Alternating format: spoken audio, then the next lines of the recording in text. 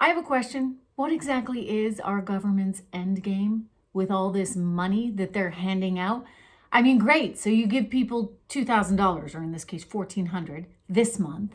And then what? Is it another $2,000 or another $1,400 next month? Because you know what? Maybe it gets them through the month of January or February.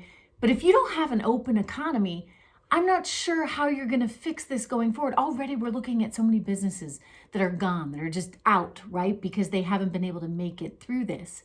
And I worry that increasingly we are going to become dependent on these government handouts. And that is not good, right? For a whole variety of reasons, social implications. Look at the crime rates in New York. Look at how those have escalated, right? Thank you very much, de Blasio, Cuomo. Now finally Governor Cuomo saying, okay, well, we will open up. And it is the right thing to do, to open up.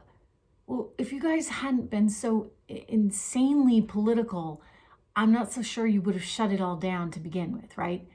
Because anyone should know, and it doesn't take a rocket scientist to figure this out. It doesn't take somebody who is on the left or the right to know that you need a strong economy to fight this virus. And you can't be in a situation where people don't have jobs to go back to.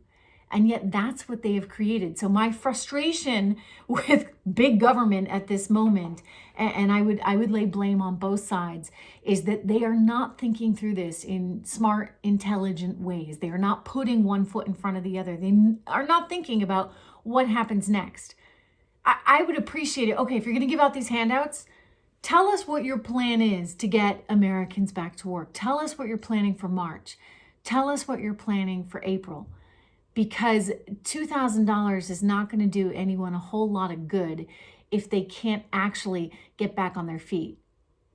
So, yes, you need to get the vaccines out there. I'm actually happy about that. You need to streamline that process to make sure as many people can get the vaccine as possible. And you need to just reopen these economies. I mean, California seems to be coming around to it. New York has started to come around to it. And I just say, what damage did they do in the interim? Right? And are they happy? Was that what was intended? I mean, to hold people up like this? And I'm not disputing that if you're somebody who is vulnerable, right, and you have a pre-existing condition, then we need to take special care of those people, and government should have a role in that. But you cannot shut it down for everyone else. So let's get everything open back up, okay? And let's do what we need to preserve the strength of this nation, which is that we have been, and we should continue to be, the best economy on earth. I mean, we have played right into China's hands on this one. We have. If they had any intention of wanting to level the playing field, so to speak, because of the problems that had initiated in their own economy, thanks to what was going on in Wuhan, well, they've certainly accomplished that. And instead of being smart, we got political. So I'm calling on everybody right now to start thinking, to start being smart and a little less political, right? Let's think about how we put our economy front and center, and how we put every single individual American right and center right now. It's important. Our future depends on it. Make sure you go to trishintel.com and get all the information that really matters right there. Truth. And also a little less, hopefully, insane political bias. Because I believe in this country and I believe in our people.